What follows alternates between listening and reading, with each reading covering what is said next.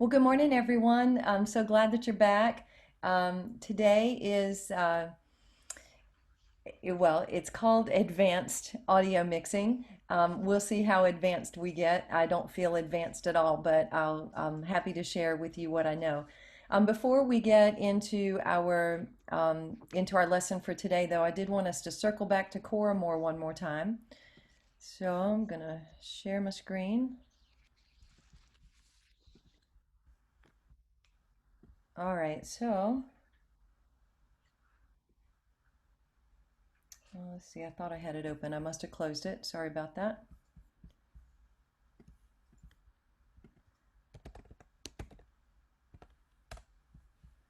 All right, so in Coramore, I just want to just take you one place, and that's we've been working in the resources folder. That's where all these Sing Joyfully voices have been. There's a wonderful place for advocacy. This is everything about this website and this coalition is amazing. But I wanted to take us to performance today and just make sure that you know that I personally think it's very important that we participate in virtual choirs because it really helps us to understand the logistics from all angles. And so I've gotten the most recent experience with virtual choirs through Coramore because um, Coramore has ongoing projects. So I've got 3 videos that are due pretty soon within the next few days, and then different ones of us are creating these virtual choirs. And I learn so much every single time I participate in a virtual choir. So I just encourage you to do that. And you can see that you want to sing with us, sign up for membership, contact Troy at coramore.com. When you join Coramore, you'll get a newsletter. It's been once a week, but as school starts back up, it's going to transition probably to once a month. But there are always ongoing projects, and it's a great repository for here are all the things that are going on that we know about. And this ACDA chapter is offering this thing next, and we're doing this virtual choir now. But there's tremendous number of opportunities. So Troy usually sends out the newsletter on Sunday, and then we've been having a weekly meeting on Monday at noon Eastern time. I think that's also going to change over as school's starting back for lots of folks to a Monday evening, once a month sort of meeting. But you'll get that information if you sign up to be a member, and it's free. So it's really wonderful. So I just wanted to start our morning with what I think is a really beautiful virtual choir. And this is the creation of Tucker Biddlecombe, and he's one of the Coramore advisors, members. And so you can see here's me over here participating. And I think there's some other people in the Zoom room today that might have also participated in this project. But you can see that the center of interest for this project is going to be this middle area. And the rest of us stay very static and just singing Leah Garland, Purcell's Leah Garland. So I'm just going to play it, and I do find it very touching, but anyway, I'll just share it.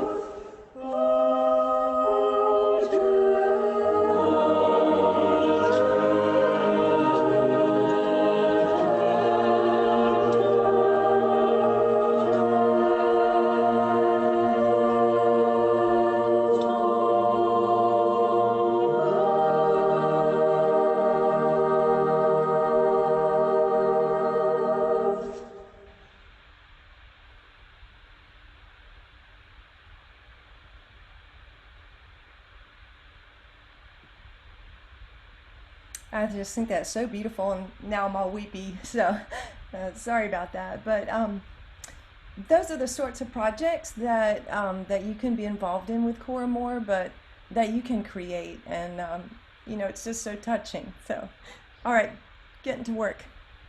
Sorry, y'all, I didn't mean to get all weepy this morning.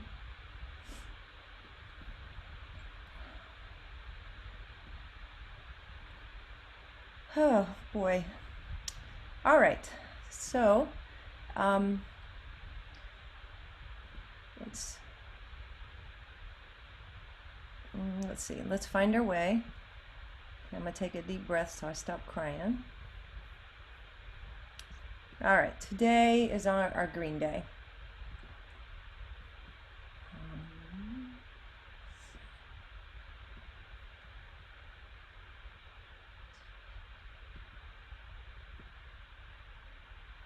Okay. Thank you, Greg. You're the one that let me know that it was hard to see my cursor, and so I just downloaded this little app, which I think will be helpful. So thank you so much for that constructive feedback. I appreciate it. So today we're going to work in advanced mixing, and here are the wonderland of discovery, our playground for today. But we're just going to go through each one of these items, and then I'll be happy to answer any questions that you have. Just remember that I'm not seeing the chat when I'm sharing my screen, and so if you have any questions, send them to Wendy or just put them in to everyone, and that way I'll check my my phone for my text messages, and I'll try to answer your questions.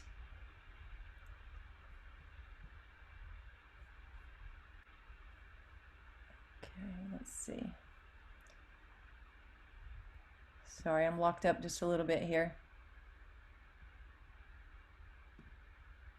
All right, here we go. Oh, was I not sharing my screen just then? I was just going to ask you if you knew. Gracious, I'm so sorry, y'all. You looked like you might be about to share it, so I wasn't sure. No, I just had a very nice time looking at my PowerPoint, so I'll share that with y'all this time. All right, let's try that again. I'm so sorry. Y'all please feel free to holler out if you can't see something. All right. So here is what I attempted to show you. So we're going to work in these tools today. So we're going to start where we left off yesterday with "Oh Sing Joyfully," and happy to answer any of questions that I might know the answers to this morning. All right. Okay, so the one thing I wanted to say before I enter this area, I really do think that sound engineers are artists, and I'm not going to learn how to be an artist to that level. That I mean, I just listen to such beautiful mixing, and truly artists created that, and I'm not going to learn how to do that in 10 weeks. It's I think it maybe 10 years from now, maybe I'll feel confident. I don't know. I think about it a little bit like teaching. Like I got through that first year and I learned a lot that first year of teaching back in 1984, but maybe I didn't really feel like I had a handle on things until maybe 10 years in, and then 20 years in I felt like, okay, I got this, and then before long it was time to retire. I think maybe I'm going to feel the same way about mixing, because it's just so there's so many possibilities. And then but I also think it's the closest to what how my brain thinks as a choral conductor, because I'm listening to music and I'm making choices about how that music sounds. And that's what we do as conductors when we're working with our singers. But when you're mixing sound, you've already rehearsed with the singers and now you have a thing, and which is their recording, and then you have all these decisions to make about what that recording is going to end up sounding like. So anyway, I just want to just remind y'all that I'm on the very, very beginning of my journey, and this is the area that I feel like I have the least confidence. But I'm going to keep working and keep learning, and hopefully, as I move forward, I'll get better at it. All right, so let's see. I'm going to now get to Logic. I am going to share the screen. Okay.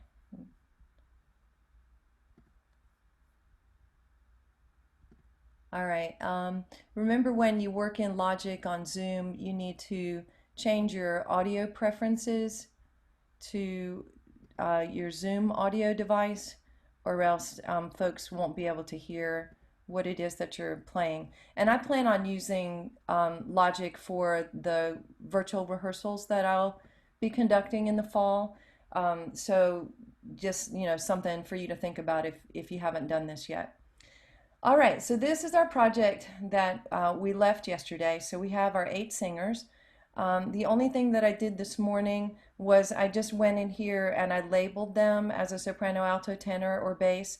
And the way I did that was I just double clicked, and then, it just looks like, it usually looks when you're going to change how something is named.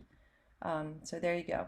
Now notice that the tracks didn't carry that name with them. So I could right click on the track and then also um, rename this region. So remember each one of these things, this is called a region. The whole thing is the track, but this little area is the region. And I could rename it.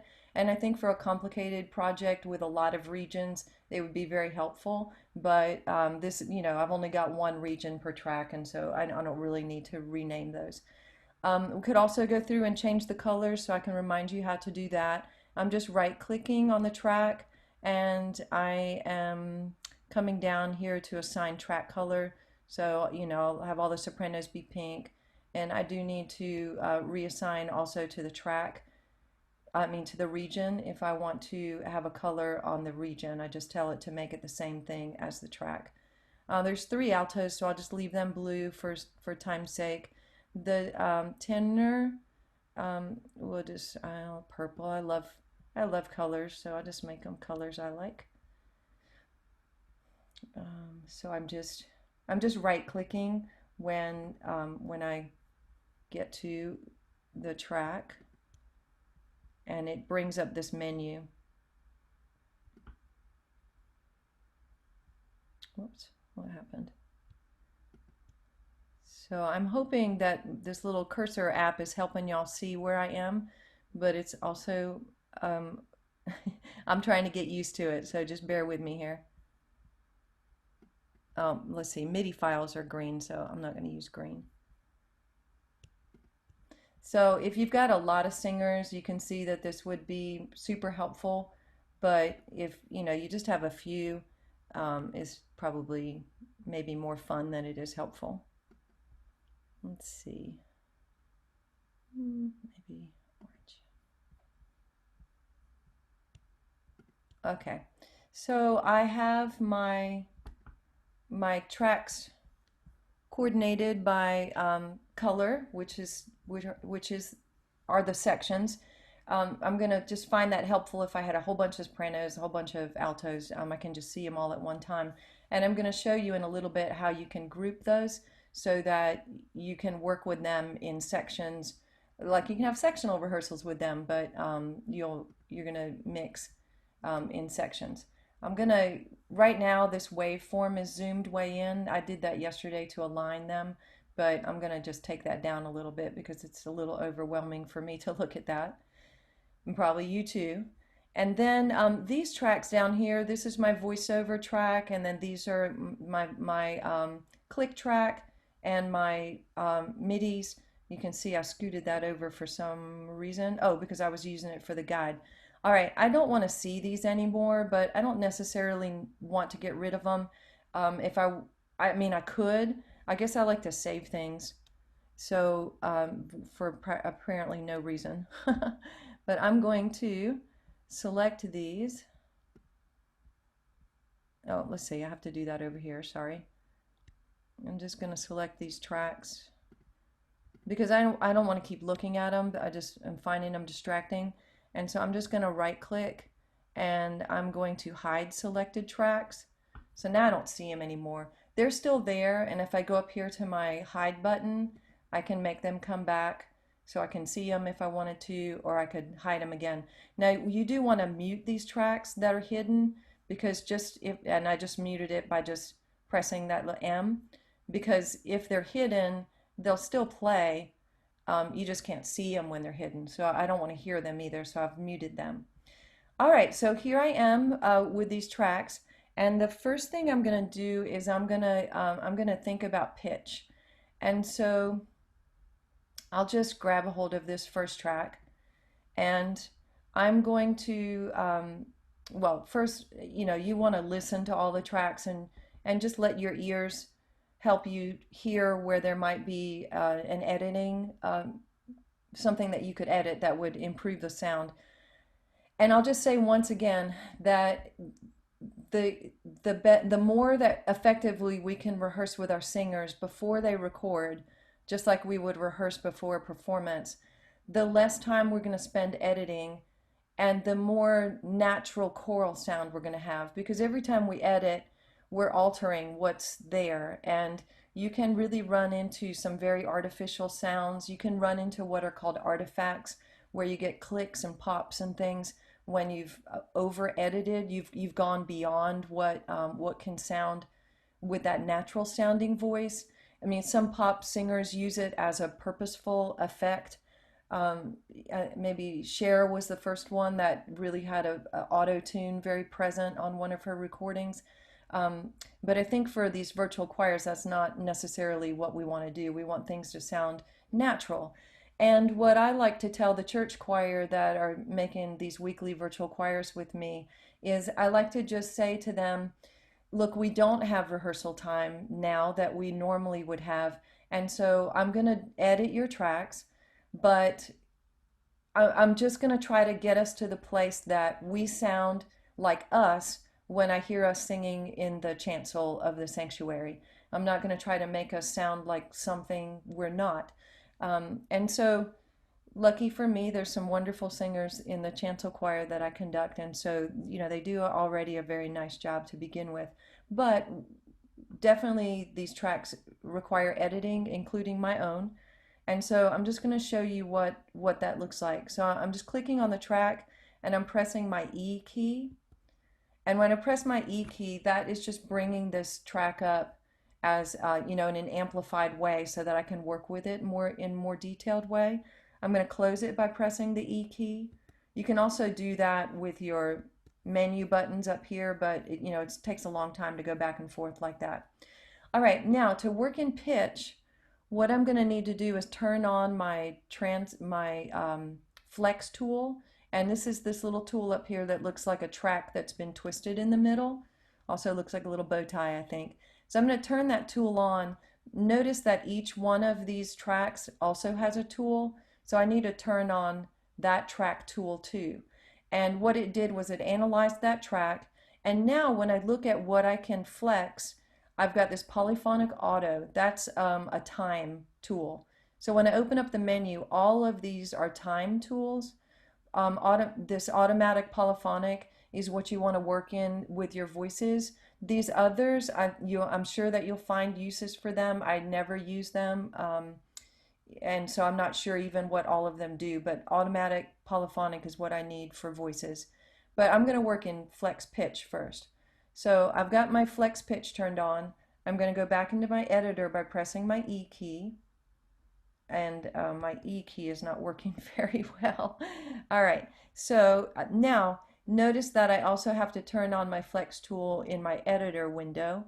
Okay, now this pulls up things that look familiar to me. So here's a keyboard over to the side, and remember I told you that in Logic, and I don't know why, but in Logic C3 is middle C, and so it's not C4 like we would normally expect. Now, if you open this editor and you don't see what now look like MIDI blocks, if you don't see those, what you need to do is just scroll, because see your waveform there, that's your reference, but you may have just somehow inadvertently scrolled up or down somehow and you can't see those blocks. You also may not be able to see them if you're zoomed way in. Okay, so I can't see them anymore. I mean, I'm zoomed way out. So you have to be zoomed in far enough to be able to see them. And by them, I mean these rectangles that represent the pitches that were sung. Okay, so let's just have a look. I have found this to be so interesting, to just see this visual representation of a human voice.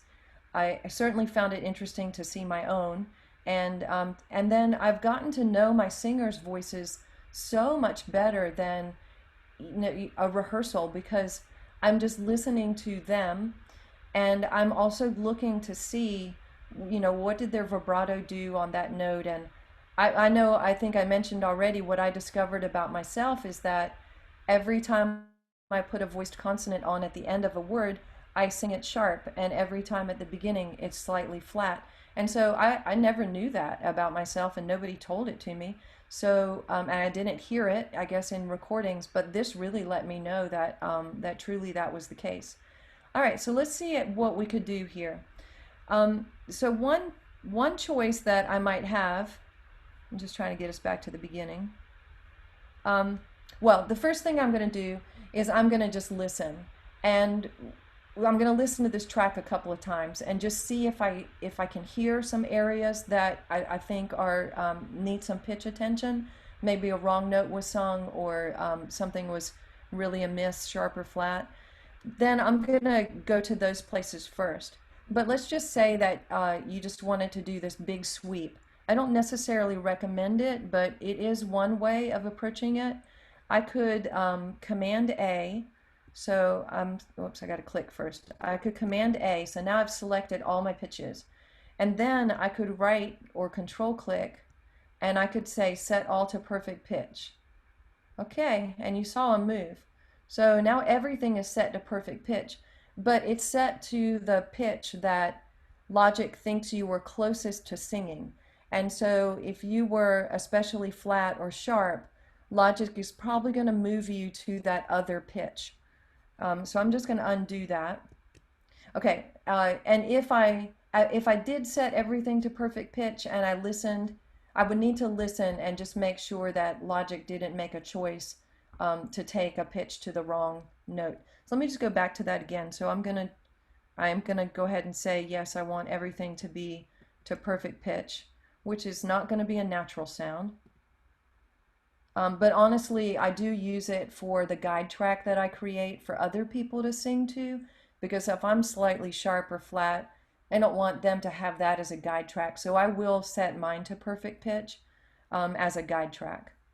Okay, so let's look and see what happens. Let's say now we're listening, and let me just get my playhead. All right, so I'm listening, and I just want to hear her. So I'm just going to solo her track. Okay. Joyfully, oh, sing joyfully unto God our strength. Make a cheerful noise. Okay, so I can hear some places where that there might be something that that Logic decided was one pitch that I actually needed to break apart in two, but I'll get to that in a second. Okay, so let's say that I'm listening and this was actually the wrong note. So I can, oops, I've got everything selected, so I want to just be able to grab a hold of one note at a time. So let's say that that is a G sharp 3 and it's actually supposed to be a G. I can just slide it down, and so now it's a G. So I can slide these up and down, you know, within reason, and not get any artifacts or that, you know, that clicking and popping sound. So I can do that. I also want to just show you, I'm going to go backwards too, so I'm not set, whoops, I went too far. I don't want everything set to perfect pitch for the next thing that I show you. Okay. Sorry, I went back too far, so just give me a second to regroup here. Notice it's set in flex time. I need it to be set in flex pitch. Okay, so there are my rectangles again.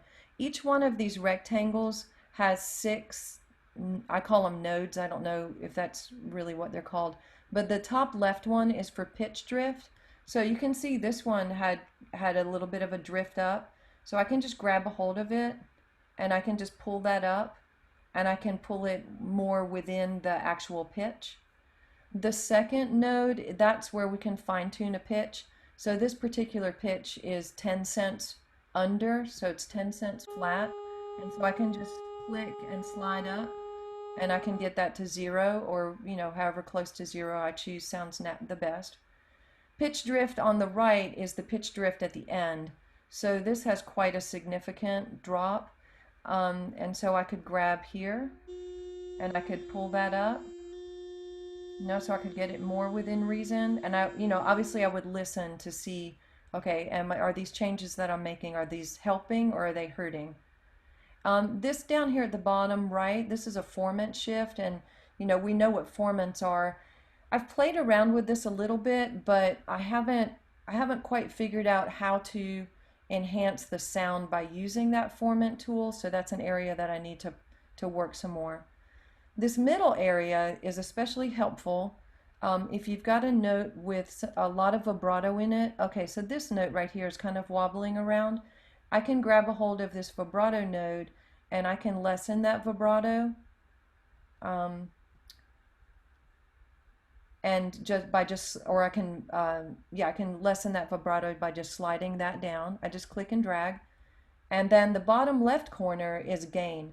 So here's where I use this gain. If I go through a track and I hear that one note is especially sticking out really loudly, so sometimes a singer will take a really deep breath and then the next note that they sing is just out of context loud, like everything else seemed like a mezzo forte, and then all of a sudden that one note was a fortissimo. I can just grab this one note right here, and you can see the waveform above and below. If I grab that one node and just pull it all the way down, you can see that that note is being silenced. That is an especially helpful tool if you get a recording and somebody has just sung the wrong word, like thee instead of the, or thou instead of you. You can just take where they sang that word and bring it down, and if you have enough people singing, you'll never hear that incorrect word got dropped out, but you would hear it if it were present. Okay, so this is what I do just working in pitch. I just work through note by note. Sometimes this is where I spend a lot of time if I haven't had rehearsal time with the singers, because things might really be off. And so like this pitch right here is 23 cents sharp. So I need to bring that down. And you can just see how it works. Also, you probably noticed that, that pitch is probably going to sound, that's really sharp. It's 49 cents sharp. Or they might have sang it, it might be so flat that Logic thinks it's the note, a different note, but sharp. So you really do have to just listen as you go along. I usually just keep a copy of the score next to me while I'm working, and then I can just quickly go back and forth and confirm what a note was supposed to be. If I think, obviously my ear hears, oh, that's the alto part, but there's something not right, just like in rehearsal. So this part is kind of fun because it feels a little bit like what my ears are asked to do when I rehearse. Okay, so let's say that we've done this with her entire track. And so I can close out my editor by pressing the E key. And then I can come back to her track. And now you notice I've got this flex tool. It's still turned on. What I want to do is I want to save all of the pitch edits that I just made. And I want to do that by bouncing it in place. And so remember, we're going to bounce a file out when we're all finished. We're going to bounce a project out, but we can also bounce things in place as we go. Let's see. All right, so the way I'm going to do that is I'm going to just right click or control click, and I'm going to choose in my menu bounce and join and come down here to bounce in place. And then I like to leave the source track there because I'm going to mute it and hide it. But I just like to leave it just in case, like a little bit down the line, I think, I don't really like the pitch edits that I made to this track, and I need to go back and work on it again, which is what I do a lot these days because I'm just learning and practicing. So I'm going to leave it in, I'm going to make a new track. I'm going to leave the old one in place, and I'm going to just say OK. So it's reading the edits that I made, and now you can see that this is my new track that that bounced in place. And so if I wanted to take the time, I could go back and, rename it soprano, and recolor this track pink, because what I'm going to do now is I'm going to mute this one and I'm going to hide it by right clicking. So this is my original track and I'm just going to hide it. So it's there, but this is the one that had the pitch edits on it. And I'm not sure why that waveform is looking so odd. It means I probably did something terrible a minute ago. Let me just listen.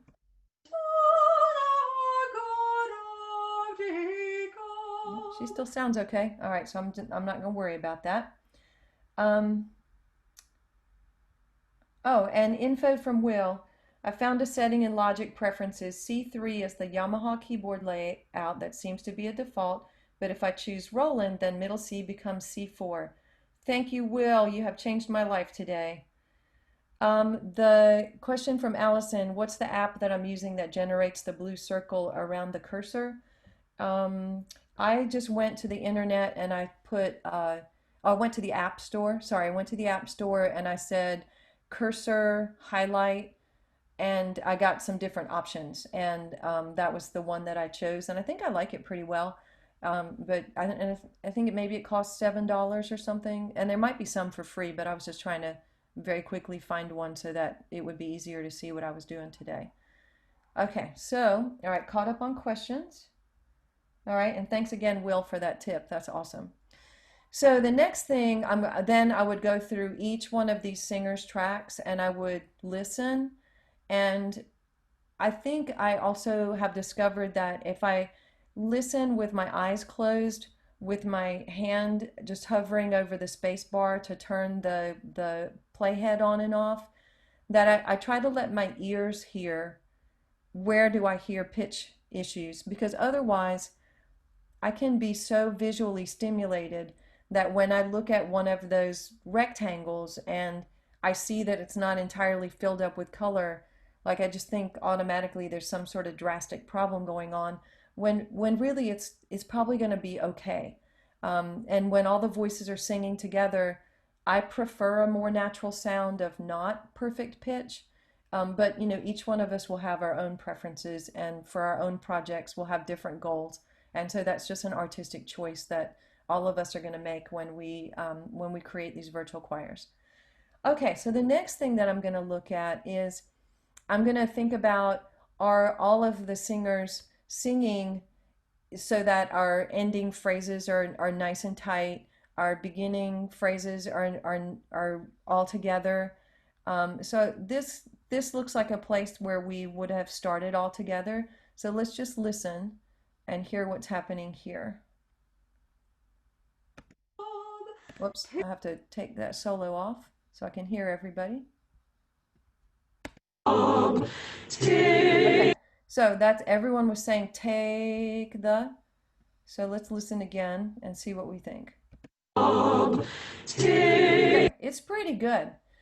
And like as I said, these are all choral musicians, professional choral musicians who recorded, and so look how tight that entrance is, with no conductor, and send in a recording in. So let's pretend that it's not as good as it is, and let's pretend that that this soprano, who I honestly, y'all, I don't know what's going on with this waveform.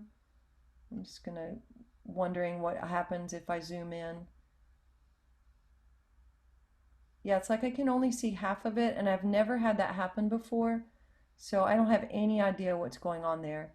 But when that happens to me, I just go to Google and say, my waveform looks different in Logic after I did pitch edit. What happened? It still sounds, so I'm just not going to worry about it for now, but that's how I would find the answer. Okay, so let's say that this alto entrance really is off and their T is causing problems because it's so far off. What I'm going to do is I'm going to go to my flex tool and it's going to analyze. It automatically will default to this polyphonic auto. And so now what I'm going to do is just zoom in a bit. And I don't know if you can see over zoom, let's see, I'm gonna bring my waveform down just a little bit. We're not gonna worry about that soprano up there. I don't know why her waveform looks different. Um, but you can see that what's happened now in my track is I can see these dotted lines. They're very faint, so hopefully you can see them. If you're working on your own, you'll be able to see them quite clearly, but just maybe not over Zoom. But where these markings are, I call them transient markers, and that's where Logic says, okay, something happened. So I hear that there's a beginning of a something, or like, look, here's clearly this is a note, clearly this is a note, and Logic has put those markers in.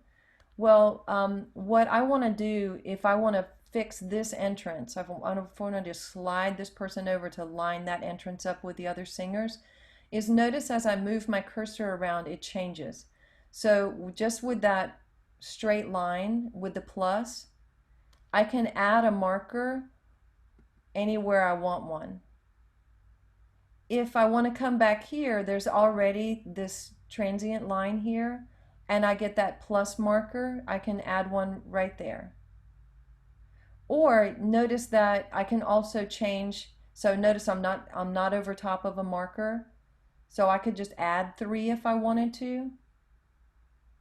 Or if I got over here on top of a marker, notice that I can add 3 and it's going to add right on that marker. I can also take away markers by just hitting the X that's right above them. Sometimes you'll need to take away markers, and I'll show you why in a minute. Okay, so I'm just going to get rid of these because I was just showing you how to use the cursor to make these appear. All right, so I'm just going to get rid of all of those, and now do this time edit, this flex edit. So what you'll want to realize is that if I just put in one marker, and then I'm like, okay, I want to slide this over. So I'm just click and grab it and I slide it over. Great, now they are lined up. But what I have actually done is I have slid this entire track. So everything that came after this slid over. And so obviously we don't want that to happen. So I'm going to Command Z and undo that. When you work with these transient markers, you want to have a parameter. And the way you make that parameter is you set in 3 at a time. So when I set in 3, I can move this one, but notice that it won't affect the rest of the track. It will just stay within what I think of as bookends.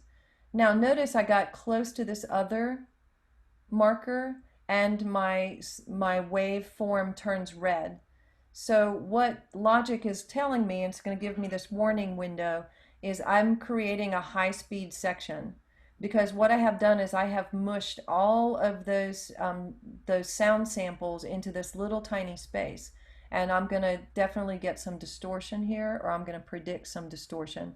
So I'll just go ahead and create it, and let's see how bad it actually sounds. So let's see.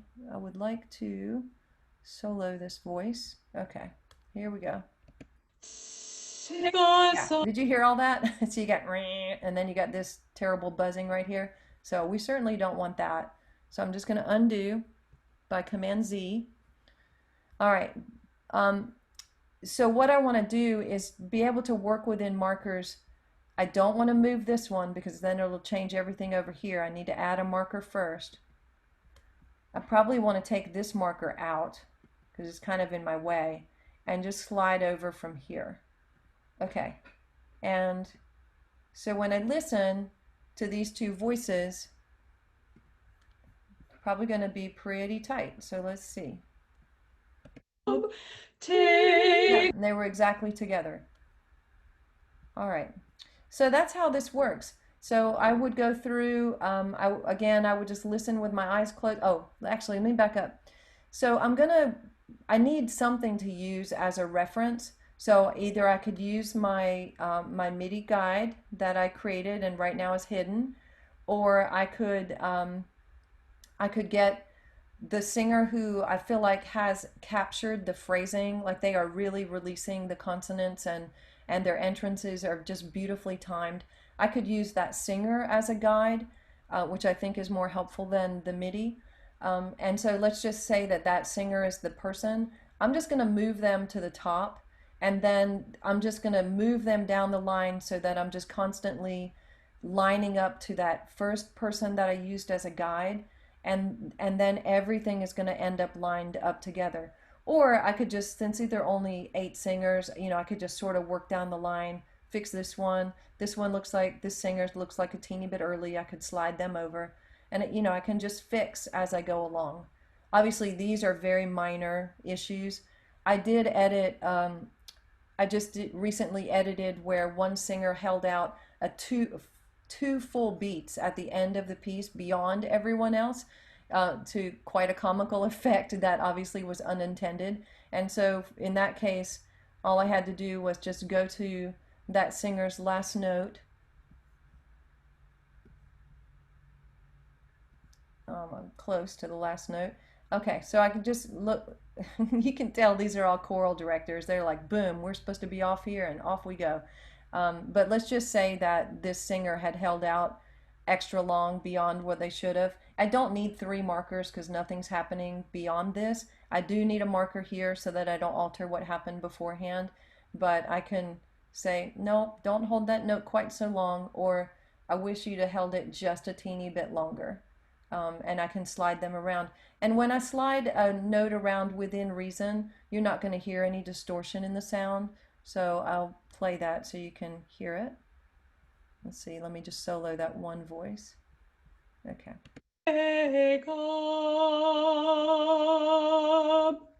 Yeah, so it might have slowed that person's vibrato down just a little bit, but I could go into my pitch editor and I could ease out the vibrato, or probably, with an other singer singing, I'm probably not going to hear that extra, that the vibrato slowed down.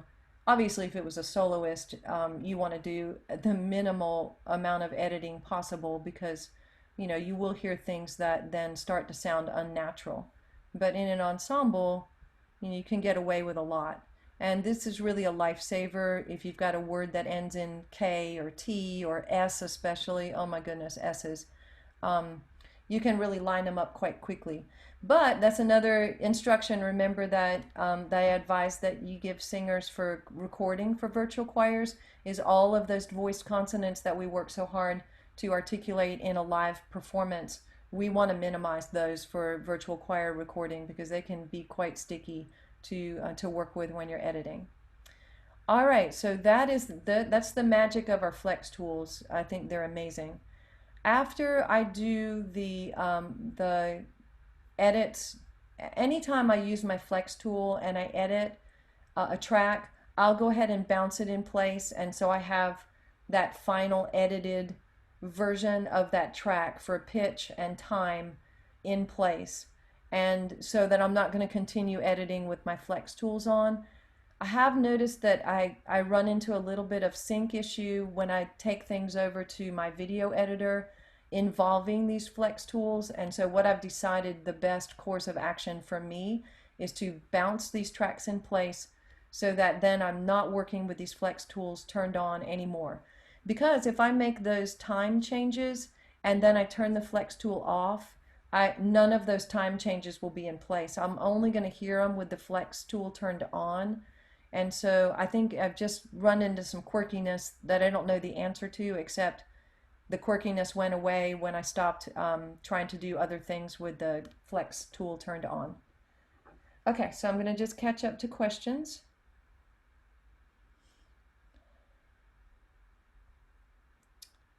Okay, so does the panning affect your flex time edits like a seating chart might affect blend of your singers?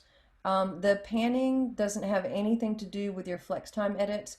Your flex time is only, you're just manipulating how long or how short a note is, but it doesn't do anything about where you've placed the voice in the stereo field. They're just two separate functions. So are the edits automatically saved? They are not. That bouncing in place is what you're doing when you're saving those edits. So when you have a track, do your pitch edits, bounce it in place so that those pitch edits are locked in, and then do your next set of edits with your time flex, and then bounce that in place. So now both your pitch and time are saved, like they are bounced in place, and they're not going to change after that unless you go back in and edit again. So you could go back and edit multiple times, but bounce in place is, let's see. Yeah, so um, the bounce in place is I'm just right clicking on the track, and then down in my menu, I have bounce and join. So I'm going to choose bounce in place. And then I choose here to make a new track, to leave the old track. And then I just tell it okay. And it's analyzing it. And then it just made a new one. And you can always tell your new one because it says bounce in place. And so what I would do when if I wanted to relabel these things, like I might say alto T P, and then I know that I've bounced in place the time and the pitch so that I keep track of what I was doing. Because you can just rename it by double clicking it and typing in a new name. Somebody put keep the individual flex on but turn off the main flex at the top. So you maybe know something more than I know, but it was my understanding that when I turned the flex tool off on the top, that it affected the flex tool here, but I don't know that for real, and so I will definitely investigate that possibility. Okay, so are there any more questions about flexing time and pitch before I move away from flex tools? Okay, so I don't see any right now in the chat, so I'll move on, but we can always circle back if you think of a question, and if we have time, we can answer some more.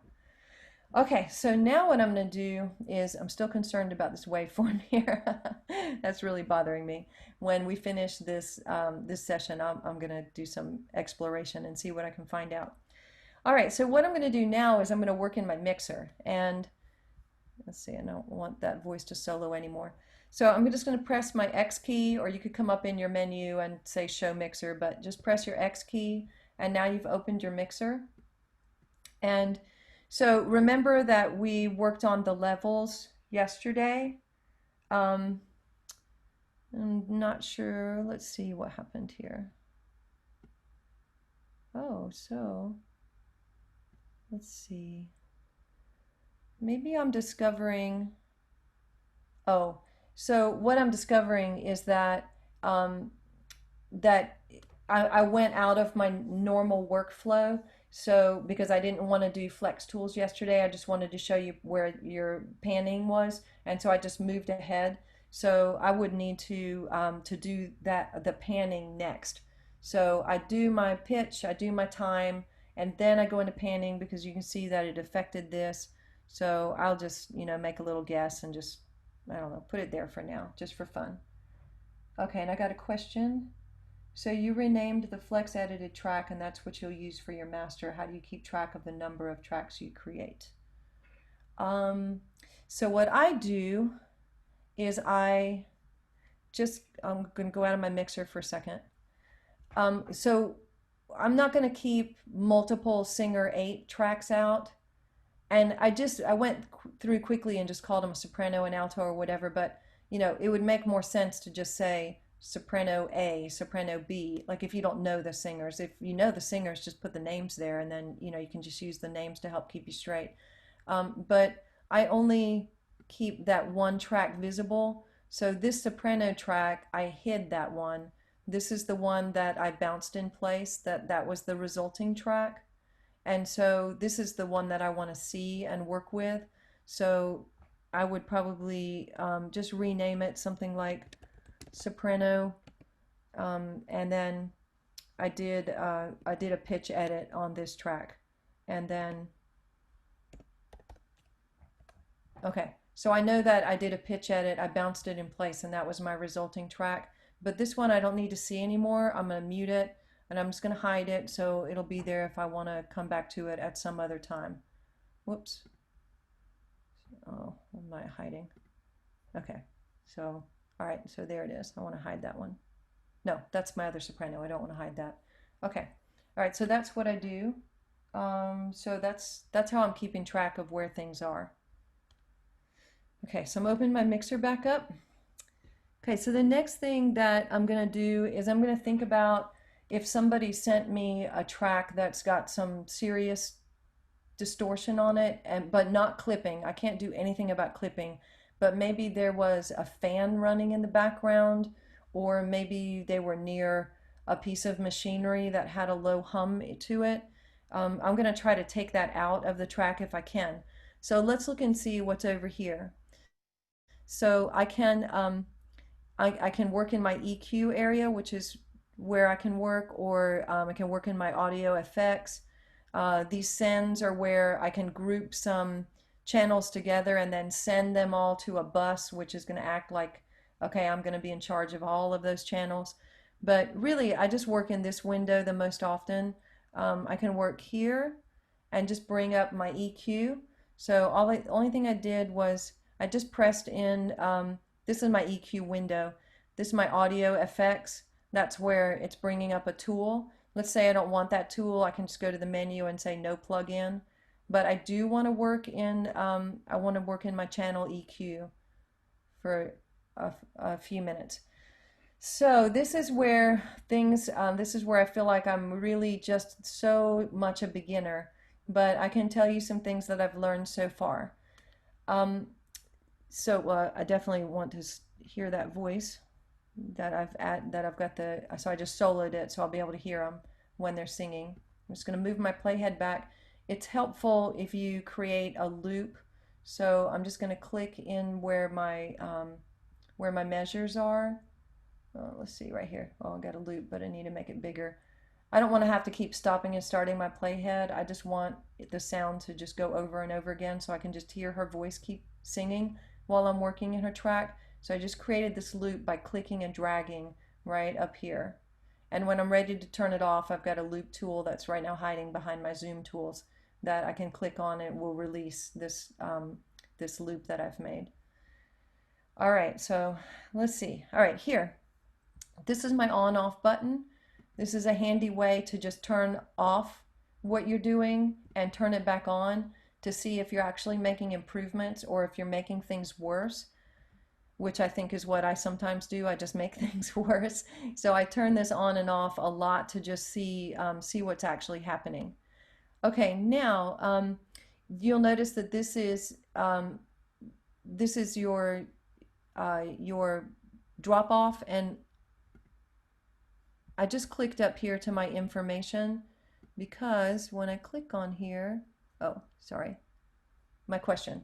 All right, so I've got a quick help. I just pressed my question mark up here. So if I'm in an area of Logic that I'm not really sure what's going on, my quick help will show me. And notice that if I command slash when I'm hovered over something, it will bring up an even more detailed explanation of that thing. And so I use these help guides a lot. And again, the way I got the help guide was question mark. And then, so wherever I hover, you can see over to the right side of my screen, you can see that quick help content is changing. But this content will only change if I hover over a thing and then I command slash, and then that's where I get my more detailed explanation. Okay, so here is my low cut filter, and I think that we can be reasonably sure that we're not going to want any sound that's below somewhere, you know, around 80,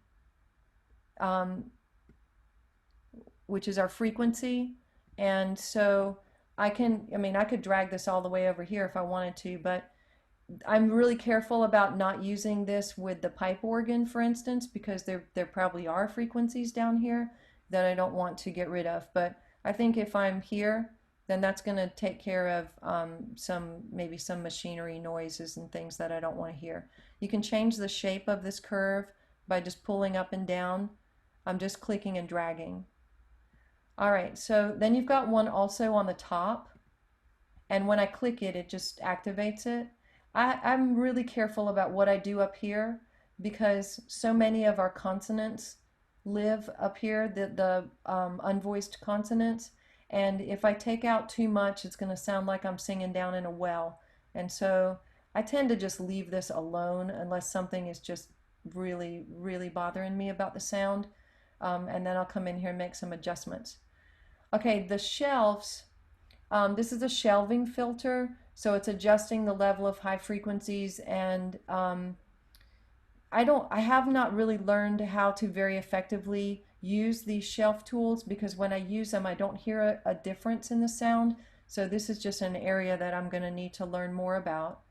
These four tools in the middle, though, I use these a lot. These are parametric filters, and so they're in order. You've got this yellow, green, this other green, and this blue, but they don't have to stay in order. That's just where they live. So if I've got this one turned on, you can see that it belongs to that node, but I could move this node down here. It works just the same.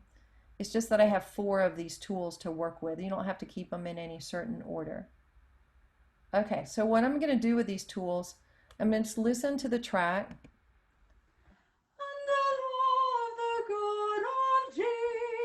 And then I'm going to probably bring up some sound right here in the middle. I'm just going to raise that up. It's going to sweeten the middle by a few decibels. So if I want to see what it sounds like without.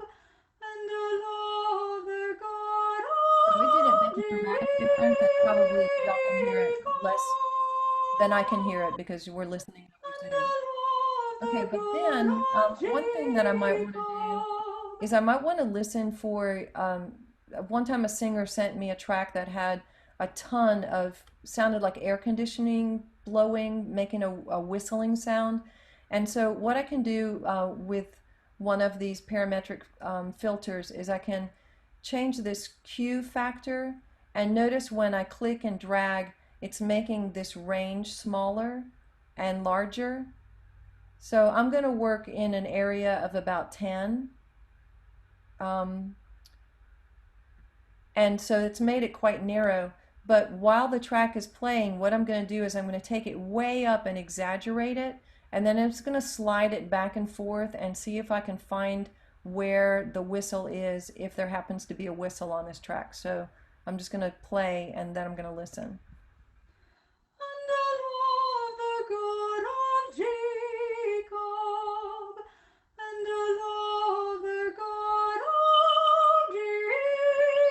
There's one right there. I don't know if you could hear it. Right there. There was a bit of a whistle right there. So I can take that, I'm just dragging it down. And what I've done is I've taken out now all of these frequencies that are right here in this range. Now, I may not like what that did to the overall sound of the voice. Like I might have removed whatever little whistle I heard, but maybe I don't actually like what it changed to those overtones or the change to any of those voiced consonants that happen up higher.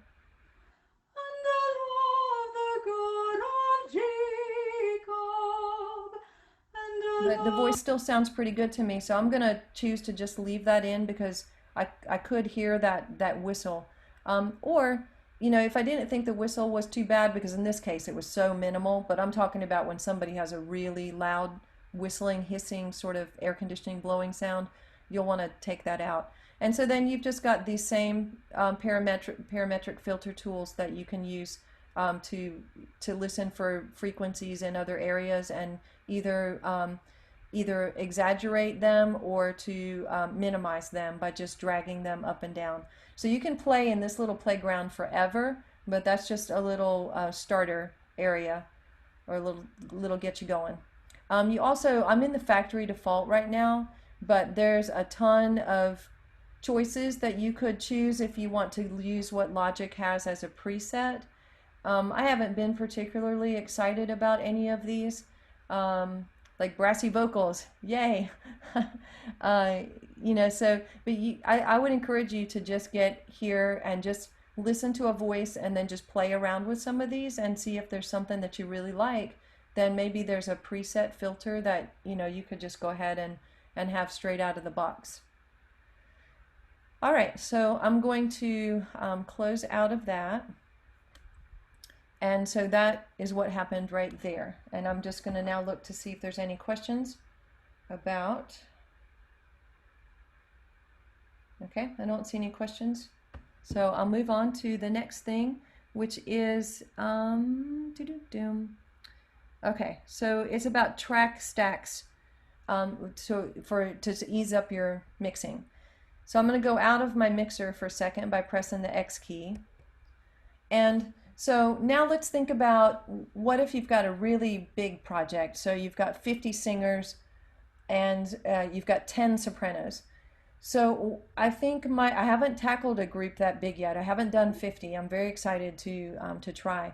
But my workflow is going to be to bring all the sopranos in first. And oh, somebody said, how do I save the EQ settings that I just made? As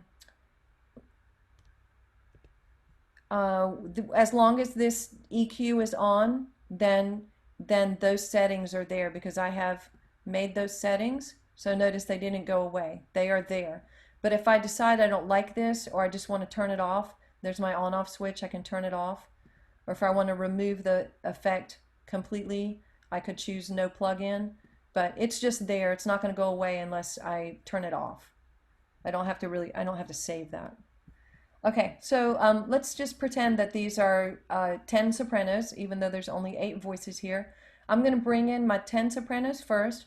I'm going to do all of the edits that I just talked about, the pitch, the flex.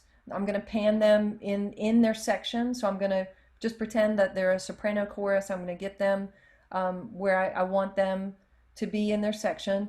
And then I'm going to just combine them by just making a stack of them. So I'm going to just select all of these tracks. And now what I'm going to do is I'm going to right click. Oops, sorry. I shifted instead of right clicked. I'm going to right click or control click. And I'm going to create a track stack. And then, oh, it's under my zoom controls. Sorry, let me move my zoom out of the way. I'm going to use a summing stack. And I forget the difference, but at some point I learned that summing stack was what I wanted to use. And so I'm going to create that. And so it automatically called it sum 4. And then here are the voices. All these voices now are under sum 4. So I'm just going to change that name to soprano.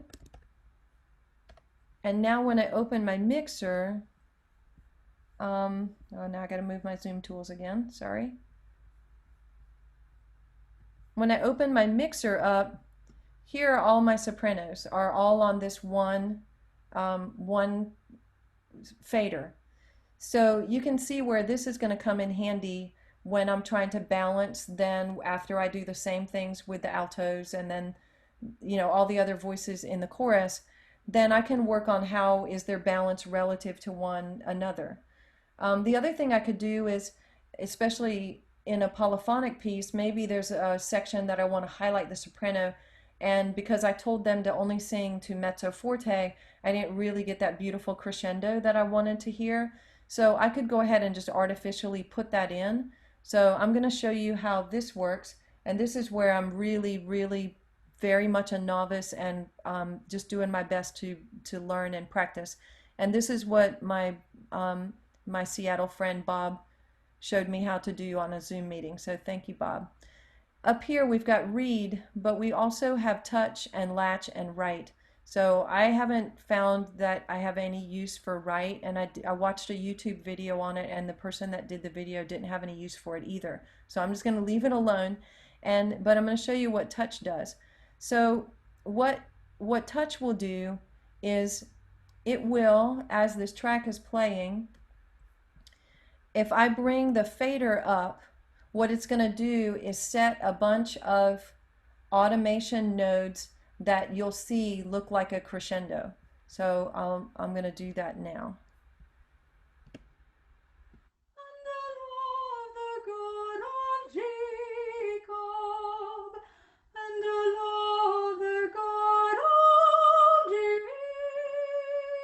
Okay, now you notice when it just bounced back very quickly, it's because I let go. And that's what Bob had to explain to me about 15 times, that when I'm touching it, I'm controlling it, but when I let go, then it just goes back to where it would have been to begin with. So let's see how I'm going to see that. Let me go out of my mixer.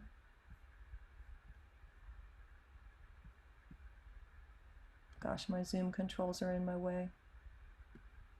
No matter where I put them, they end up in my way.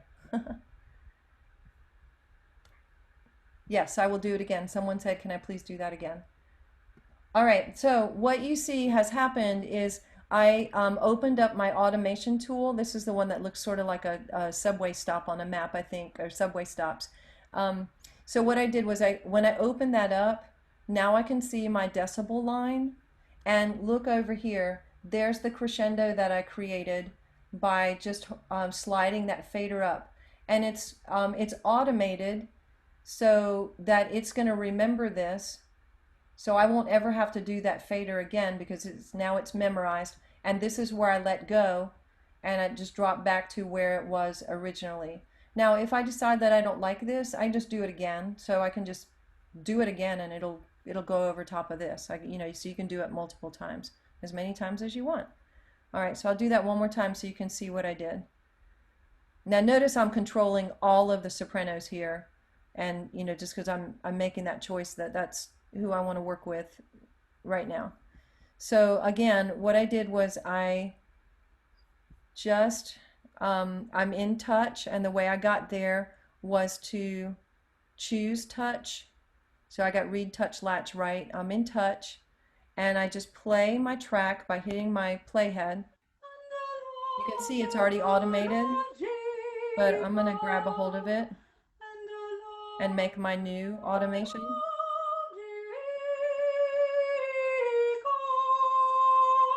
Okay, that was pretty obnoxious. But now look, so here it is over here, it's set that in. And this is, I'm not touching this is moving on a touch, but that's why it's called automated. Okay, all right, so that's how that works. The difference in touch and latch, which is what Bob taught me, is if I go to latch, somebody is asking, does this affect the hidden tracks too? I don't think so, but we can open them and see. But I don't think I'm affecting. I think I'm only affecting this sum track right here. Laura, is Yes. there a chance, because you have the top line of soprano on solo, that we're only hearing that soprano instead of the entire block of voices that you've made? Let's hear.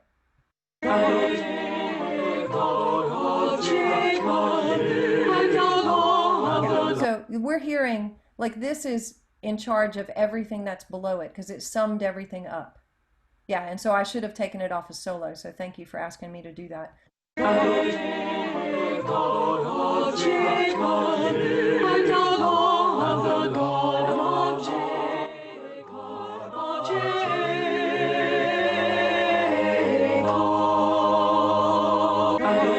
Okay.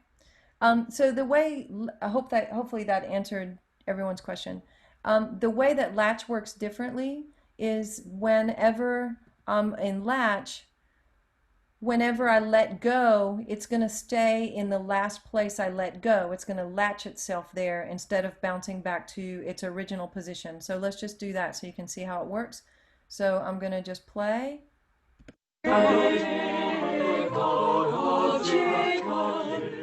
So notice I'm changing what I put in there before. It's just writing over top of it.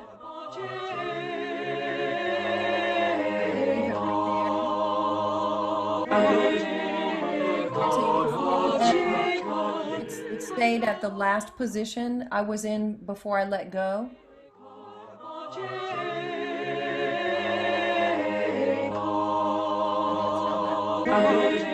Okay.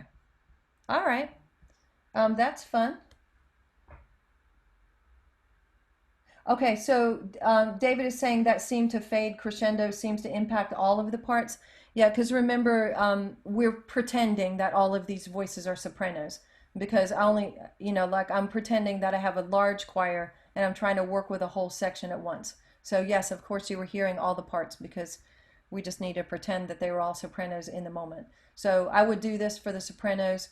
I would, if the piece were polyphonic, I would probably think about automating the sections separately, um, or maybe not. I mean, it's just going to depend on the piece of music. So if everybody needs to crescendo all in the same way, I'm going to work with all of those tracks stacked together. But if the voice parts need to crescendo independently of one another, I'm probably going to work separately.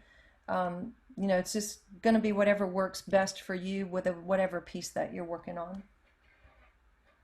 Okay, so let's see. The next thing is how to use reverb.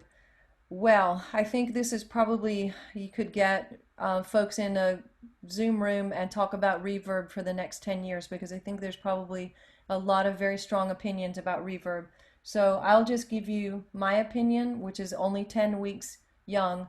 So I'll probably change my mind about this over time.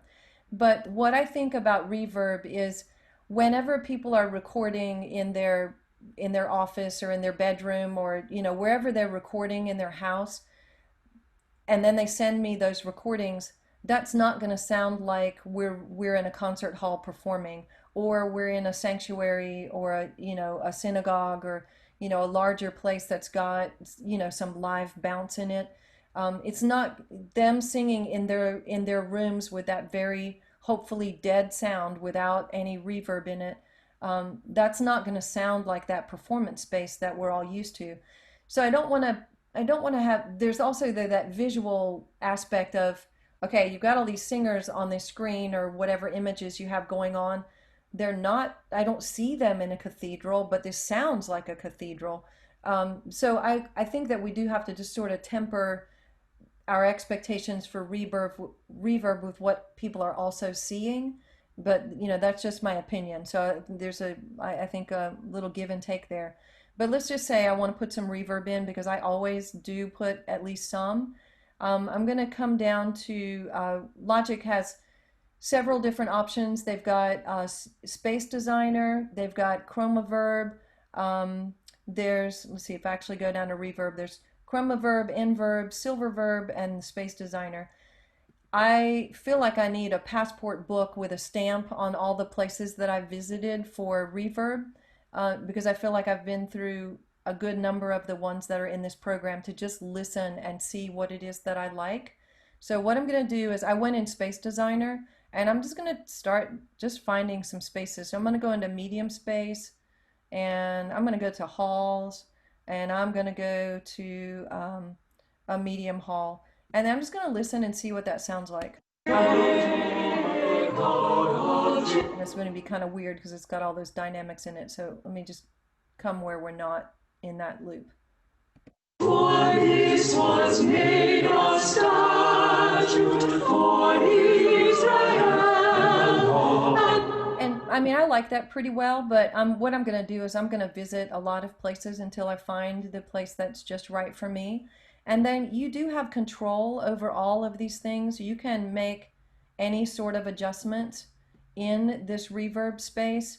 I've learned what most of these things do, not quite all, but what was recommended to me by someone who knows more about this than I do, which is just about everybody in the world, they said that really rather than altering this space, just try to go to a different space. So what Logic did was this is actually a for real space where the sound was sampled and analyzed and then this reverb tool made. There are other reverb tools that are manufactured and not actual live sampling of sound. You can also, while you're playing, you can turn it on and off. It's on. For this was made a statute going to listen to see, am I helping? Am I hurting? The other thing you can do is you can compare. So it's going to just run through a series of reverb locations. On our solemn feast day, and now I'm in a bright hole. For this was made a statute for his right hand, and the law of the God of Jacob, and the law of the God of Jacob, and the law of the God of Jacob. Okay, and so on. So you can see that reverb is this absolute wonderland of discovery. And so have fun playing. This is an area I actually find really frustrating. I think the last time I did one for church, I put us in that medium hall. So I went in Space Designer, I used medium, and I used a medium-sized hall. I don't know if I like it yet. I'm not sure. I'm not sure. I just have to keep playing. And when I talked to a professional about it, that's what his answer was. He said, yeah, you just have to play around and find out what you like and what you think sounds most like your ensemble when you're in a live setting and not a virtual setting. And he said that he spent about 2 years working before he thought he had a glimmer of an idea. So I feel like, okay, well, I need to fast track that because I have a video that's due tomorrow. So I'm just going to have to make a choice and go with it. And then a year from now, I might go back and listen to that project and think, oh, okay, well, today I would have made a different choice than I made a year ago, but we all have to start somewhere. So I'm going to say, don't be afraid and just do what sounds good. Okay, so the next thing, oh, also, and as far as sounding good, I usually work with my earbuds in, but I think it's also helpful to take my earbuds out and realize that folks are going to listen sometimes with just their laptop sound or just their computer sound. And so I just want to make sure I'm not getting too far off base by only listening to one output. I want to listen several different ways within reason. Okay, and then so the last thing that we would need to do is bounce the project out. Oh, and notice that I only put the reverb here at the very end on my stereo out channel. I did not apply reverb in all these other spaces. And remember that these channels right here are those MIDI voices. So this doesn't have anything to do with what we're working on now because they're muted. And I didn't make any of these decisions. That's just what their MIDI voice is. So notice I put some EQ on that one channel. That's where I'm just trying to fix like whistling or taking out a low hum sort of thing. But I don't put reverb on any of these other channels. They're all voices. I want us to all do whatever. We're all in the same space together singing, so I want that reverb to be the same for everybody. But let's say you were doing a different style piece and you had a drum set going and you had a guitar or you had a djembe or you had, you know, orchestral instruments. You might want to apply reverb differently to those different instruments. Like you might not like what you like for the voices, might make a mess out of that drum set. And in that case, you know, apply the reverb separately. So put the reverb on this bus and it's going to apply to all of these. And then let's say these are drums. They're not, but let's just say they are. Apply whatever reverb you want to those drums. I haven't worked in that complicated of a project yet. Right now I'm only working with voices and keyboard accompaniment, and so to have the reverb for the space for everybody has worked out just fine. Okay, so now what I'm going to do is I'm going to bounce this project. You can see that I've got a problem here. So somewhere along the way I've gotten above 0, and really I don't want to be that close to 0. I want to work below that. I tend to work at around the -3 range, and I only work there because at some point somebody told me that was a good range to work. But what we've discovered is that I probably need to be working more in the -12 range because Ginger let us know yesterday that a project that she was doing and was gonna be used as part of a bigger project, the audio engineer for that project told her that she needed an output of between -12 and -14 decibels. If you're going to post it to YouTube, YouTube is going to take care of that, so you don't really need to worry about it. But anyway, if it's going to be part of a bigger project, somebody might give you a setting that they need you to work in. Okay, so what I'm going to do is I'm just going to release that, and I'm just going to make whatever adjustments in here. I need to quiet things down, so obviously I just think I need to, let's just pretend I'm listening and making whatever adjustments. And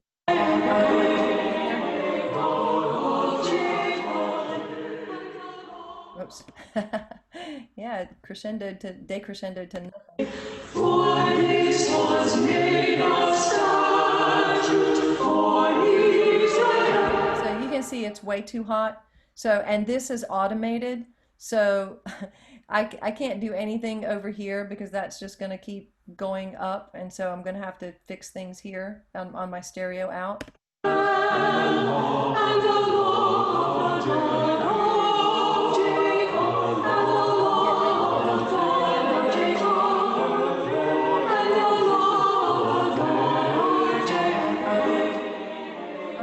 So the loudest I got was 6.5, and so that's perfectly fine. And so I'm ready to bounce this out. I can already tell you that listening to that reverb, I don't like it, but let's just pretend that I do. So I'm gonna just bounce here. And if this is the project that this is my mastered file, this is the one that I'm gonna take into my video editing software tomorrow and create my virtual choir with it. I do want to send this out as a WAV file, so I've got this top box checked.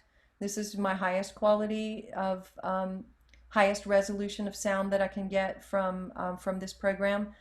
I want to, whatever measure I want to start on 1, and whatever my ending measure is, but I can look and see that it is not measure 80. So I'll just show you this one last little thing.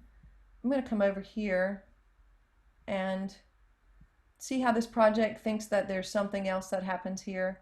Well, there's not, and so I don't want all of this extra space. So I'm just grabbing this corner here and I'm pulling it here because I want it to bounce, you know, up to the end here.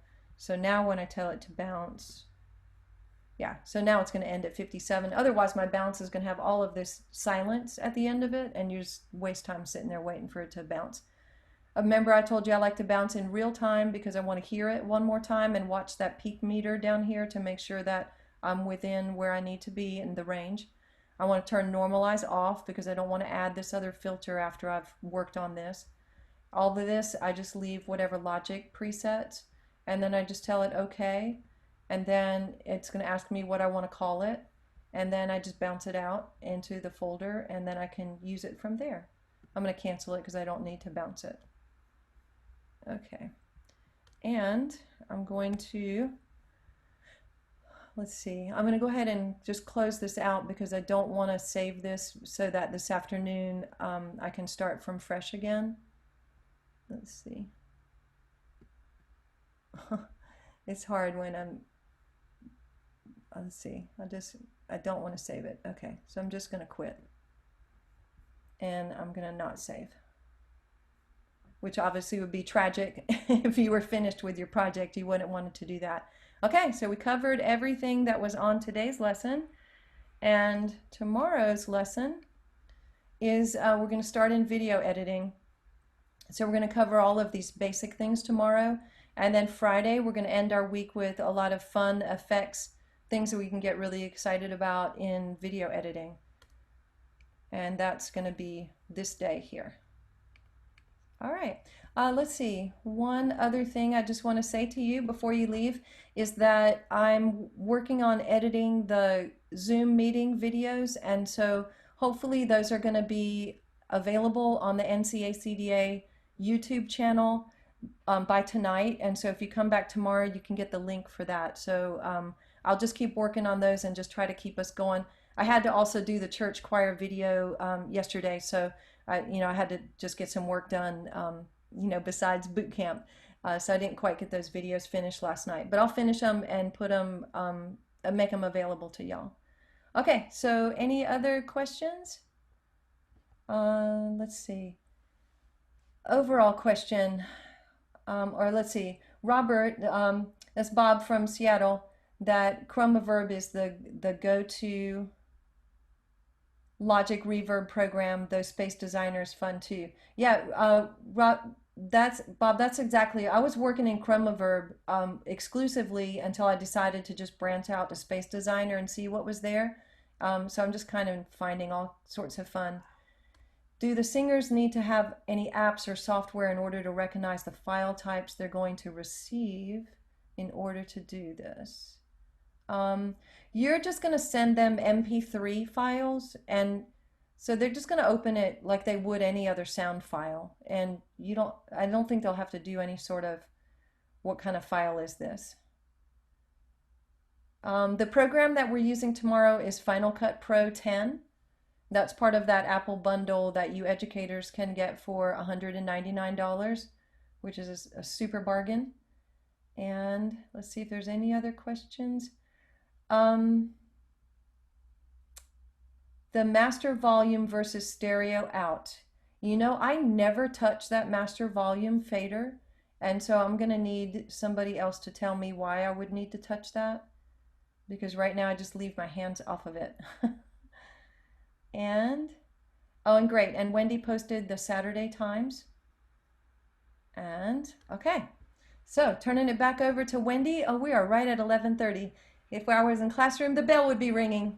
Oh dear. Okay. All right. Well, I put some, I have to do this shameless plugging, of course, for our virtual conference. So all that information is there. Our website is working today. And I just want to add that if anybody tries, we always have this problem. There is a login feature on our website, and that's for admins only. You don't have to log in, register. You don't need an ACDA number, nothing.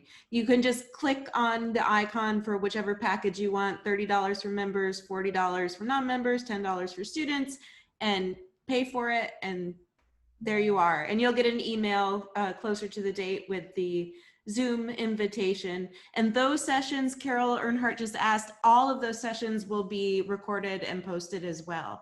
So you get more Laura that way. That should be the new plug. Okay, thanks everybody for coming. Laura, you're not staying on, are you? Are we gonna? I'm happy to stay on if anybody has questions. So I will stay on for a moment, but Wendy, you're free to leave if you want. I can close the meeting out. Yes, I'm more than happy to stay after class for anyone who has specific questions. Nice. Yeah, happy to.